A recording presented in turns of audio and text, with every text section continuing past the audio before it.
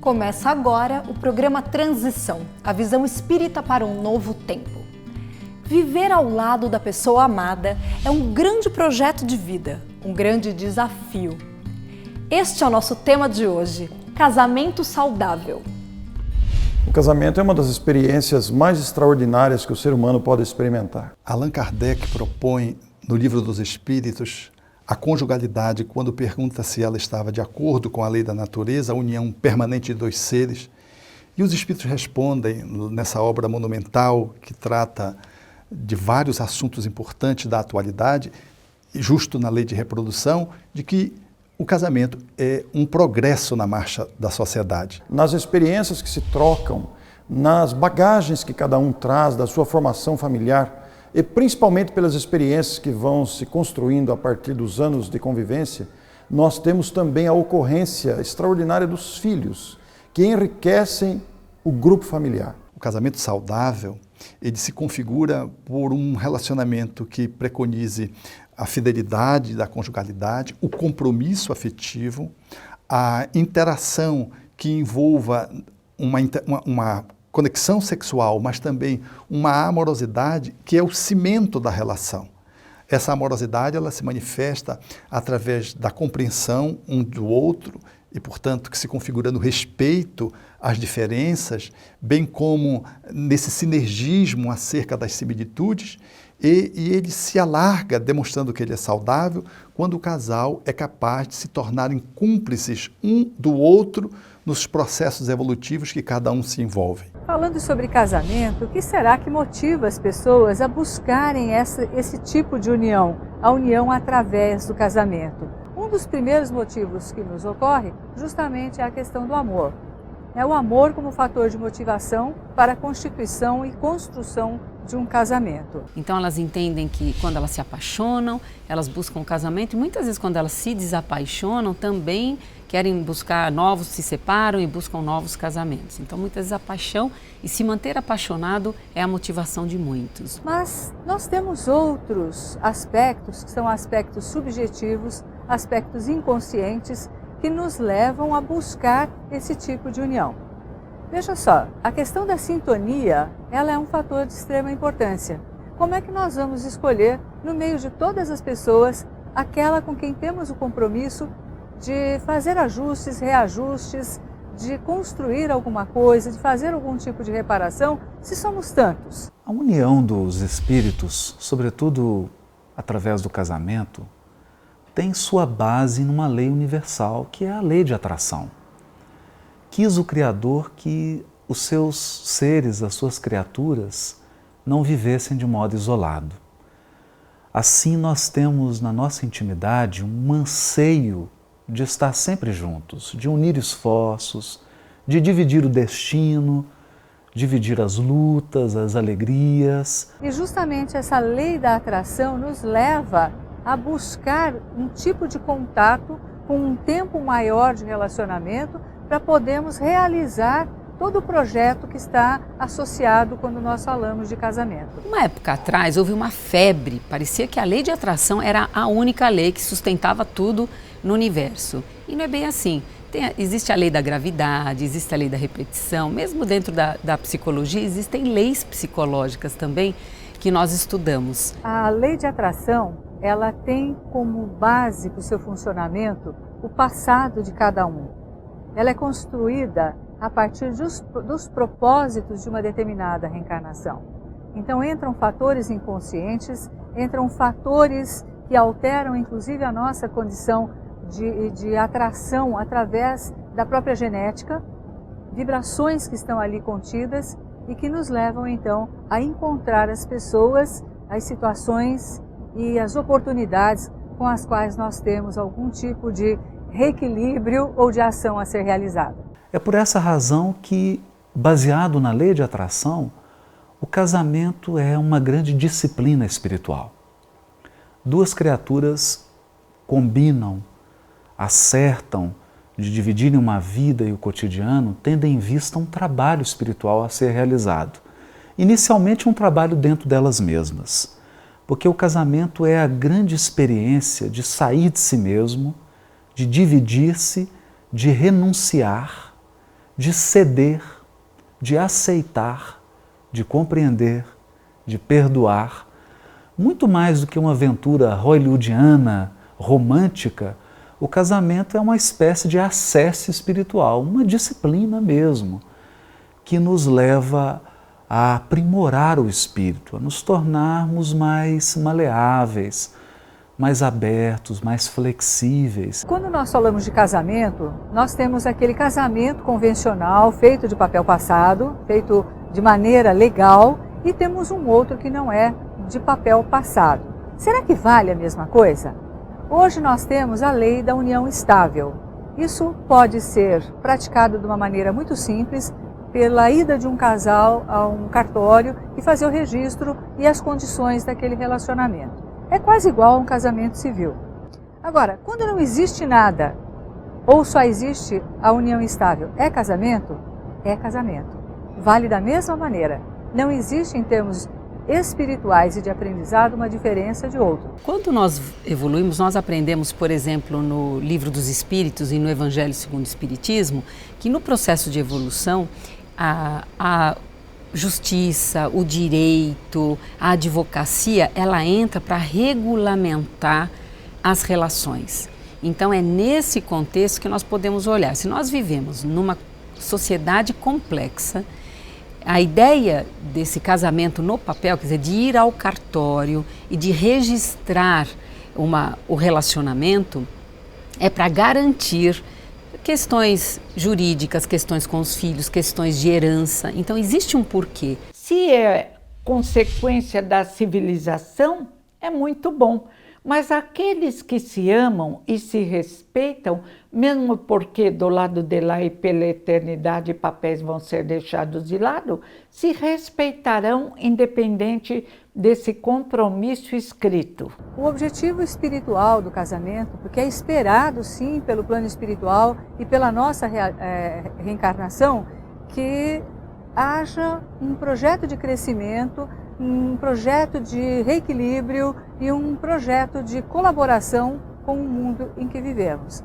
Então, a espiritualidade tem sim uma expectativa em cima daquilo que foi projetado no projeto reencarnatório e depois na execução desse projeto durante a reencarnação. Por isso que não existem coincidências. As pessoas dizem assim, foi amor à primeira vista. Não. Não existe, a maioria, mais 99% dos casos, não é um amor à primeira vista, é o amor à segunda, 15ª, vai saber quantas vistas, né? Quantas vezes já esses seres se viram.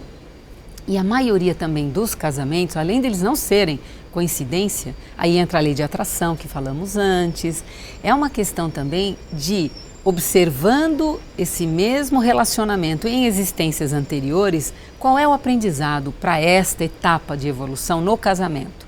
Porque todo casamento, os dois vêm aprender um com o outro e ensinar um para o outro. Se a Terra é uma escola, casamento é uma matéria importante e ela já vem com conteúdos. E por isso ele é um desafio, por isso muitas pessoas têm imensa dificuldade na relação conjugal, por conta desses desafios que estão implícitos no casamento. Mas ele também traz muitas alegrias. Ele traz a experiência de dividir com alguém esperanças, anseios, lutas.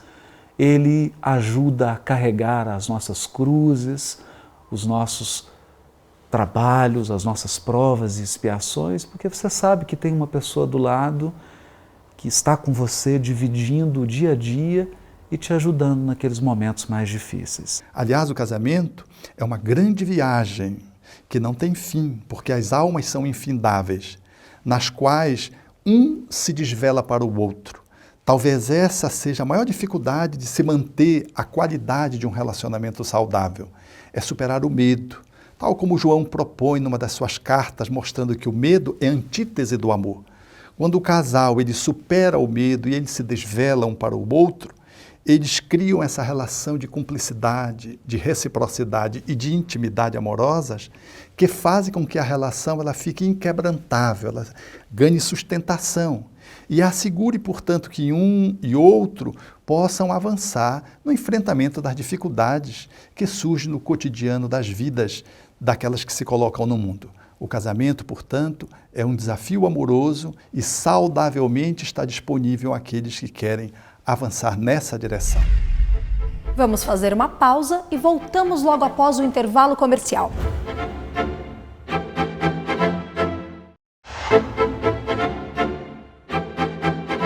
A união com a pessoa amada nem sempre é fácil.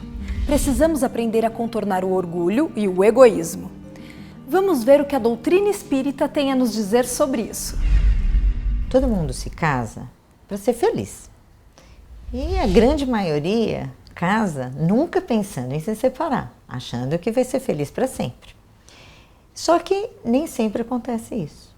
Então, quando duas pessoas se unem com amor, pelo respeito, buscam no outro essa cumplicidade, essa amizade, e vão conseguindo crescer junto, onde 1 mais 1 é 3 e não 2, porque sempre é um a mais, vai indo tudo muito bem. Só que com o passar dos anos, o casal precisa ter um empenho para que as coisas continuem nesse crescimento, nesse aprendizado. Quando não começa a dar certo, vai tendo brechas para situações que nem sempre se pensou. E aí acontecem as coisas de adultério. Adultério quer dizer adulterar da origem. Então, a pessoa que, quando diz assim, ele é um adúltero ou ela é uma adúltera, é sinal que ela, a própria pessoa, violentou um valor dela próprio. A traição é um ato profundamente indigno, porque quem mais devemos respeitar somos nós mesmos. Ainda que ninguém descubra uma traição, com que cara nos olhamos no espelho depois de trair alguém que confia em nós? Fulana traiu fulano, fulano traiu fulana. Não, a pessoa não trai o outro, a pessoa se trai. Ela trai um valor que ela mesma colocou para o relacionamento. Tanto faz o adultério no homem como o adultério na mulher. Quando ocorre, é que algo na união se quebrou. Nós consideramos que essa seja uma grande chaga da humanidade. Você construir um projeto de vida com uma pessoa, entender que ali está um projeto de crescimento espiritual e colocarmos outras pessoas em paralelo no relacionamento. Admito que às vezes uma relação fica muito difícil.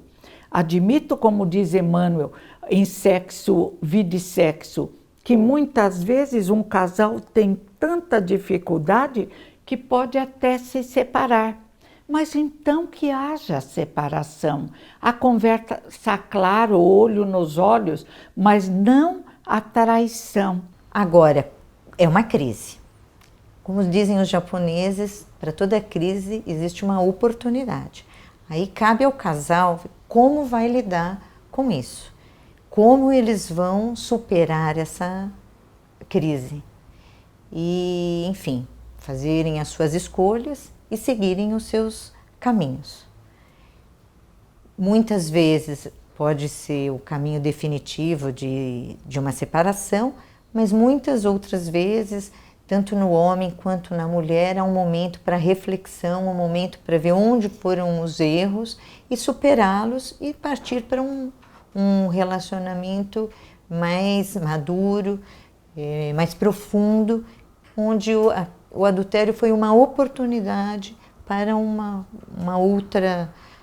outro relacionamento desse mesmo casal. Efetivamente, muitos casais que trouxeram programações bem definidas não conseguem levar a termo a proposição de conjugação, de acasalamento. E, por conta de um ou de ambos, sem examinar efetivamente a responsabilidade de cada um, porque isso é um processo de consciência, eles não conseguem manter o acasalamento. E adiam, interrompem, e às vezes saudavelmente, para que não aconteça um crime, processos mais graves, eles interrompem a relação. E separados, eles podem retomar a vida de conjugalidade com outros espíritos, que se sintonizem na mesma faixa de afinidade. Só que sempre é uma perda, nesse sentido de, e quando as pessoas se casam, eu digo, é um grande investimento de energia, de sonhos, e isso vai se perdendo, então é triste, é duro essa dissolução de casamento, mas ela acontece. Essa proposição que o Espírito Emmanuel também contempla quando trata das separações conjugais no livro Vida e Sexo, elas apontam para essa flexibilidade que a vida nos dá de, em não conseguindo cumprir um compromisso pré-estabelecido, nós de modo algum estamos à margem da evolução e podemos continuar a nossa marcha fazendo novas interações criativas, amorosas, porque a vida sempre é um espaço para que possamos aprender e crescer, amar e nos iluminar, solitariamente e numa relação conjugal, conjugadamente, compondo novas famílias que representam novas experiências iluminativas no campo da comunidade e no campo da vida em sociedade. Se nós entendemos que uma família é constituída a partir de um projeto de convivência, onde um vai ajudar no crescimento do outro, será que uma família que não seja constituída por um homem e uma mulher, mas por pessoas de uma outra orientação sexual, nós poderíamos considerar um casamento? Há um tempo atrás, pessoas que viviam juntas, elas sentiam que quando um dos dois, por exemplo, falecia, sejam homens ou mulheres, isso criava, às vezes, uma dificuldade com a família. Então, em função do que ocorria no sistema social, é que se colocou a necessidade de buscar meios e em muitos países já há uma aprovação. Esse ordenamento jurídico que vai se impondo, ele naturalmente resguarda o direito de seres acerca de patrimônio, acerca de gestão de filhos, garantias em torno daquilo que envolve quando um falece. São, portanto, determinadas ocorrências do nível civil que precisam naturalmente receber um trato de legalidade. E o nosso país caminha nessa direção muito acertadamente. Mas se nós tirarmos o aspecto legal e ficarmos exclusivamente com o aspecto afetivo, da mesma maneira que um casamento sem papel passado, este casamento entre pessoas do mesmo sexo pode ser constituído de pessoas que se amam verdadeiramente e que são pessoas que direcionam a sua vida da maneira que podem, buscando a constituição da sua própria família. Então nós vemos hoje já a liberação de crianças para adoção por casais de outras orientações sexuais, de casais homossexuais, e a partir de um entendimento de que ali já existe uma família constituída. Então você vê, não é só uma questão de relacionamento, a questão já entra também, né, com os filhos. Algumas pessoas dizem assim, mas o que vai acontecer? Nós, assim, como é um movimento que está bem no início, as consequências nós ainda não temos assim, pesquisas. E o que acontece? O que acontece quando um casal do mesmo sexo cuida de filhos, por exemplo? Né? Como é que é essa evolução na criança, quando ela tem duas mães a criando ou dois pais? Né? Isso não existe ainda como consequência uma avaliação, mas o fato é, nós precisamos olhar que isso está acontecendo na nossa sociedade. E é importante, acima de tudo, o respeito. É assim que eu percebo, né? O respeito às escolhas de cada um. Porque quem assume as consequências é a própria pessoa. Então, isso de julgar, condenar, criticar, ao que leva tudo isso? Isso contribui ou isso dificulta o processo como um todo? Cabe-nos ao respeito. A sociologia, a antropologia, o futuro, portanto, vai nos dizer mais acertadamente acerca dessas uniões, desses novos formatos, não só de acasalamento e de família. E nós haveremos de, mais tarde, poder referendar ou não, para poder compreender que o espírito imortal, ele traz inúmeros desafios e que de modo algum nós podemos resolvê-los à custa de uma medida de fora para dentro, castrativa, repressora e policialesca. Continuamos a tratar do tema de hoje logo após o intervalo. Fique conosco.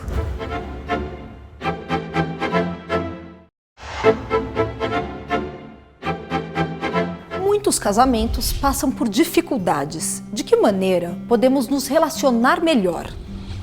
Para que nós tenhamos uma união saudável, nós precisamos primeiramente respeitar espaços, pontos de vista, aceitar aquela pessoa que está do seu lado do modo que ela é. Nós temos que ver o outro como um companheiro em construção, tanto quanto nós. Nós precisamos nos colocar como pessoas em crescimento, ouvir, estabelecer um diálogo. É claro que há diferenças, porque cada um traz a sua bagagem, cada um tem o seu perfil psicológico próprio. Mas é possível sim construir um casamento saudável quando pautamos o nosso comportamento no respeito, no carinho, na fraternidade, na gentileza, na atenção. Uma coisa que eu acho que funciona muito é o casal escolher um dia, pode ser da semana, da quinzena, do mês, para ser chamado Dia do Diálogo.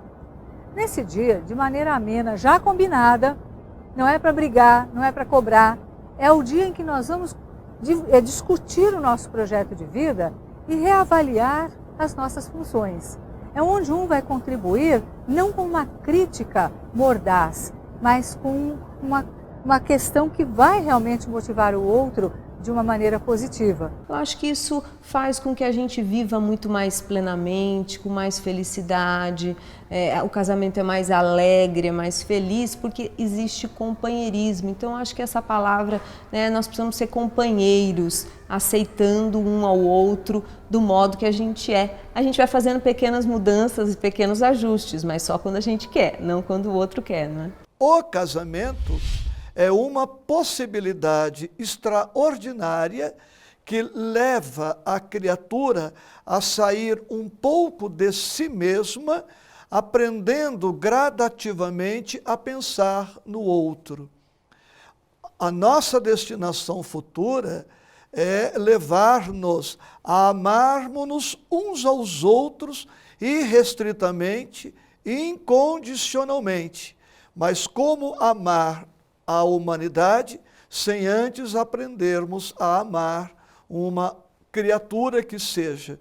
E o cônjuge é o próximo, mais próximo, que a lei coloca à nossa disposição como oportunidade e possibilidade de treinarmos e vivenciarmos este amor. Mas todos nós, seres humanos, homens ou mulheres, trazemos em nós esse germe da criatividade e das possibilidades evolutivas, de forma que cada um de nós poderá enxergar no companheiro ou na companheira um companheiro ou uma companheira de viagem, alguém para quem podemos estender as mãos e viver unidos no ideal de construir uma família saudável, através de uma união conjugal saudável. Então, o casamento, ele é a plataforma através da qual vai surgir a família, que os espíritos disseram a Allan Kardec, que é a base da construção evolutiva de uma sociedade. Abolir os laços familiares é a recrudescência do egoísmo, tal como os espíritos responderam ao codificador em O Livro dos Espíritos, quando trata da lei de sociedade. O casamento, bem posto, ele exporta para os filhos uma família que vai aprendendo a se conjugar. A família é o centro do nosso desenvolvimento. Muitas vezes o indivíduo acha que a família dele não é a ideal, mas é a família que construímos, que merecemos. Nós temos muitas famílias que funcionam de uma maneira difícil, com um aprendizado, com grandes desafios, mas que existe uma fonte de amor que acaba gerando um equilíbrio. Mas não é importante, que não é por acaso que eles estão ao nosso lado, que haja grande mudança? E não é maravilhoso que nós tenhamos a possibilidade de auxiliarmos um grupo familiar no crescimento espiritual? E que seria de nós se a nossa família espiritual mais desenvolvida e madura não nos suportasse em nossas necessidades, não nos abraçasse em nossas dificuldades, não nos impulsionasse ao progresso necessário ao nosso refazimento espiritual? Se contamos com esse exército de luzes que nos apoia e apoia os nossos queridos, há que ter paciência. E isso nos revela que vale a pena amar. vale a pena construir laços, vale a pena curar os laços espirituais da nossa família consanguínea, aqueles desafetos que nós trazemos hoje, convertendo todos eles em laços de afeto no futuro, porque quanto mais relações espirituais de amor nós possuímos, mais amigos, mais parceiros e companheiros nós teremos nos desafios do futuro. A questão do casamento saudável, me parece que ainda Jesus de Nazaré é a pessoa que, de uma forma mais completa e ao mesmo tempo mais simples, foi a fundo nessa questão, como realmente buscar um casamento saudável. Na época ele citou que os casamentos se desfaziam pela dureza dos nossos corações e naturalmente isso continua existindo. Duas pessoas que busquem realmente, sobretudo e em primeiro lugar, o diálogo, o desejo de construir de uma forma conjunta alguma coisa, e isso é importante, o que nós queremos construir com as pessoas. Claro, cada caso é um caso, cada casal é um casal, porque nós somos pessoas únicas. Duas coisas únicas se juntando, claro, dá uma outra coisa única, e é assim que é cada casal. Então me parece que não há uma receita pronta, naturalmente, mas o desejo do bem, conjunto, coletivo do casal, naturalmente vai se externar para uma família, entendendo já uma família um pouco mais ampla, com os filhos, com os parentes, e naturalmente isso vai se refletir numa sociedade cada vez mais saudável. Diálogo e desejo do bem. E sem um casamento saudável, e quando nós dizemos saudável, não estamos dizendo um casamento sem problemas, sem dificuldades, sem desavenças, sem desencontro de opiniões, saudável no sentido de que as pessoas dão conta de forma equilibrada dos desafios que o casamento apresenta. Toda vez que nós conseguimos lidar com os desafios de uma maneira integral, sem prejuízo da nossa saúde física, psíquica e emocional, isso significa que o nosso casamento é saudável. Embora haja divergências, embora haja momentos felizes, momentos nem tão felizes, mas ele é saudável. E nós devemos procurar isso porque, independente da pessoa, a experiência do casamento é sempre uma experiência desafiadora, mas ela também compensadora. Porque nesses desafios da intimidade, nessas lutas e nessas alegrias que o casamento apresenta, a alma consegue um burilamento espiritual dificilmente capaz de ser conseguido em outras atividades. Manter um relacionamento exige cooperação, boa sintonia e esforço das duas partes envolvidas para assim fazer um projeto de uma vida equilibrada e saudável. O Transição de hoje fica por aqui. Não esqueça de compartilhar este programa com quem você ama. Até o próximo Transição. Tchau!